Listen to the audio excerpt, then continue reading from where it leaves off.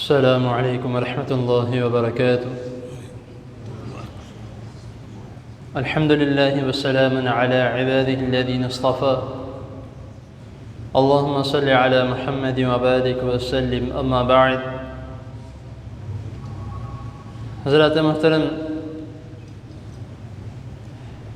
مریض کے احکام و مسائل آپ کے سامنے اختصار کے ساتھ بیان کیے جا رہے ہیں۔ آج کا جو ہمارا سبق ہے وہ دم جو کہ کسی مریض کو شفا دینے کے لیے کافی ہوتے ہیں۔ شفا دینے کی ذات اللہ تعالیٰ کی ہے۔ اس طرح میں نے پرسوں کے نشست میں یہ بات بیان کی تھی کہ بیماری کا جو رجوع ہے وہ اللہ تعالیٰ کی طرف نہیں کرنا چاہیے۔ وہ انسان کی اپنی گناہوں، اپنی غلطی یا اپنے کاموں کی وجہ سے انسان بیمار ہوتا، تو لیکن شفا دینے والی ذات اللہ رب العزت کی ہے۔ جو بیماریاں ہم میں موجود ہیں، اللہ رب العزت نے کسی نہ کسی چیز میں، یہاں تک کہ زہر میں بھی اس بیماری کا شفا رکھا۔ تو کچھ دم ایسے ہیں جو کہ نبی کریم صلی اللہ علیہ وسلم نے ہمیں سکھلائے ہیں کہ ان دموں کے ذریعے ایک دوسرے کو شفا دو یا اپنے آپ کو شفا دلواؤ۔ سب سے پہلا دم جو ہے مشہور و معروف، آپ سب جانتے ہیں، سورۃ الفاتحہ، جس کو فاتحۃ الکتاب بھی کہا جاتا ہے۔ اور سورۃ الفاتحہ کا صرف اور صرف فاتحہ نام نہیں ہے، اس کے کئی نام ہیں، جس میں سے اس کے دو نام جو کہ دم کے لیے استعمال ہوتے ہیں، ایک سورۃ الشفا اور ایک سورۃ الرقیہ۔ رقیہ کا مطلب ہوتا ہے دم۔ اب یہ دم اس کا کس طریقے سے ہے، آپ نے وہ واقعہ بھی سنا ہوگا کہ جو چند صحابہ کرام رضی اللہ تعالی عنہم ایک سفر پر گئے، تو راستے میں ایک جگہ پہ پڑاؤ کیا، تو وہاں کے جو لوگ تھے، قبیلے کے لوگ، انہوں نے ان کو رہنے نہیں دیا، ان کی میزبانی نہیں کی۔ تو اسی دوران ان کا جو قبیلے کا سردار تھا، اس کو کسی سانپ نے یا بچھو نے کاٹ لیا، تو جس کی وجہ سے اس کی کافی طبیعت خراب ہو گئی، کیونکہ سانپ اور بچھو کا زہر جو کہ حدیث میں بھی ہے کہ ان کو نماز میں بھی ہو اگر نظر آئے تو مار دو۔ تو ان میں سے ایک صحابی نے، جب وہ ان کا ایک آدمی یا سپاہی سمجھ لیں قبیلے کا، جو وہ اس نے آ کر ان کو آواز دی کہ تم میں سے کوئی ایسا شخص ہے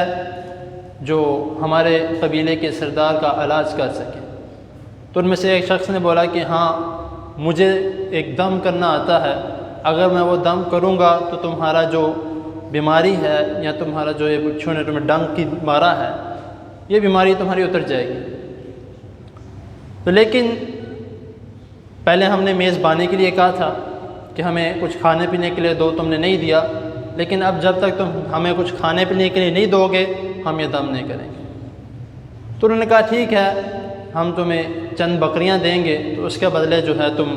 ہمارے سردار کو دم کر دو۔ تو وہ بھی مان گئے، وہ گئے اور انہوں نے سورۃ فاتحہ کا دم کیا، اور دم کرنے کے ساتھ ساتھ جتنی مرتبہ انہوں نے، جو کئی احادیث میں، صحیح احادیث میں جو آتا ہے وہ آتا ہے کہ 7 مرتبہ پڑھ کے انہوں نے اپنا پھر تھوک لگا کے جس جگہ پہ بچھو نے یا سانپ نے ڈنگ مارا تھا وہاں پر لگایا گیا، یا بعض میں آتا ہے کہ پھونک ماری گئی یا ہاتھ پھیرا گیا، تینوں طریقے ٹھیک ہے۔ تو اب وہ کر کے بکریاں لے کے واپس آ گئے، تو نبی کریم صلی اللہ علیہ وسلم کے پاس آ کے سارا واقعہ سنایا کہ اس طرح ہوا تھا۔ تو رسول اللہ صلی اللہ علیہ وسلم مسکرائے اور پوچھا کہ تمہیں کس طرح پتہ کہ سورۃ فاتحہ سے دم بھی کیا جاتا ہے؟ اب یہاں سے یہ سبق ملتا ہے کہ سورۃ فاتحہ رقیہ یعنی دم ہے۔ تو ان صحابی نے عرض کیا کہ اللہ کے رسول صلی اللہ علیہ وسلم، میں نے آپ سے سنا تھا کہ سورۃ فاتحہ سے دم کیا کرو، اس میں شفا ہے، تو اس لیے مجھے وہ بات یاد تھی اور میں نے دم کیا۔ تو یہ بات حدیث مکمل سنانے کا مقصد یہ ہے کہ کس طرح کی بھی بیماری ہو، کس طرح کے بھی کوئی مسئلہ ہو، کس طرح کی بھی کوئی بیماری لگ جائے، کوئی مرض لگ جائے، تو اس کے لیے سب سے بہترین جو دعا ہے اور سب سے بہترین جو شفا ہے اور سب سے بہترین جو صورت ہے وہ سورۃ الفاتحہ ہے۔ دوسرے نمبر پہ جو چیز آتی ہے کہ سورۃ البقرہ کی آخری 2 آیات، یہ 2 نور ہیں، حدیث کے الفاظ ہیں کہ یہ 2 نور ہیں جو نبی کریم صلی اللہ علیہ وسلم کو عطا کیے گئے۔ اس کے بھی متعلق تھوڑی لمبی حدیث ہے، میں اینڈ والے الفاظ بتا دیتا ہوں کہ حضرت جبرائیل علیہ السلام سے جب پوچھا گیا کہ جب ایک فرشتہ جو تھا ان دونوں نوروں کو لے کر آیا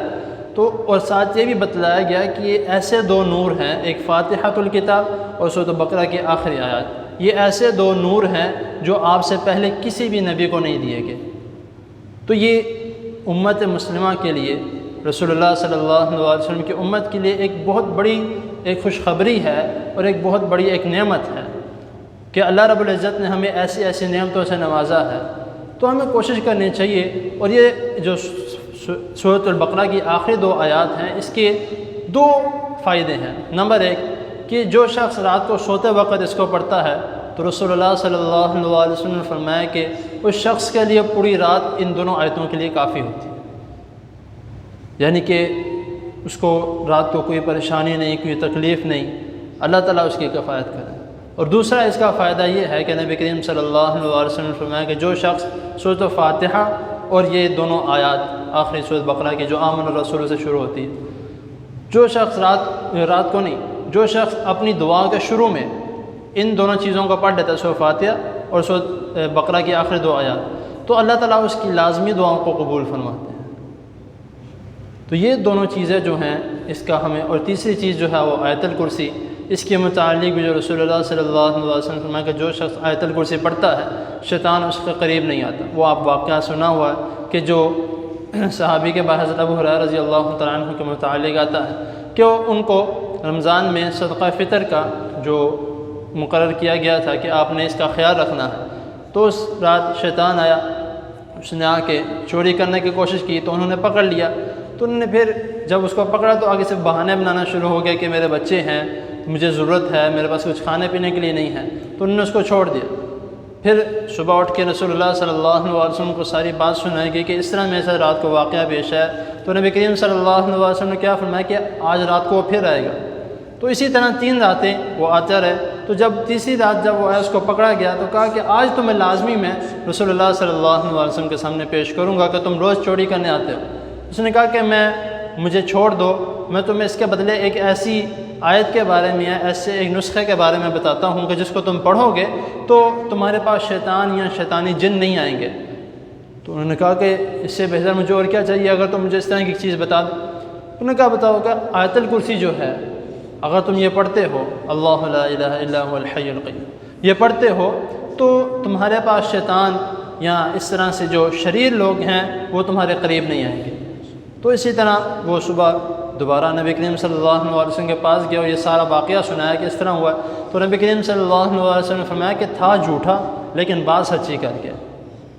کہ وہ جو تمہارے پاس آتا رہا 3 دنوں سے وہ شیطان تھا، ہے تو جھوٹا ہے، مکار ہے، دھوخے باز ہے، لیکن بات وہ سچی کر گیا۔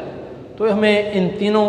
کسی بھی بیماری، کوئی بھی بیماری آ جائے، کوئی بھی مرض لگ جائے، تو اور بھی کئی دعائیں ہیں انشاءاللہ تعالیٰ ایک کر کے وہ بھی آپ کے سامنے بیان کرتا رہوں گا۔ تو کوئی بھی بیماری لگ جائے ان تینوں چیزوں کے ساتھ لازمی دم کریں، آیت الکرسی،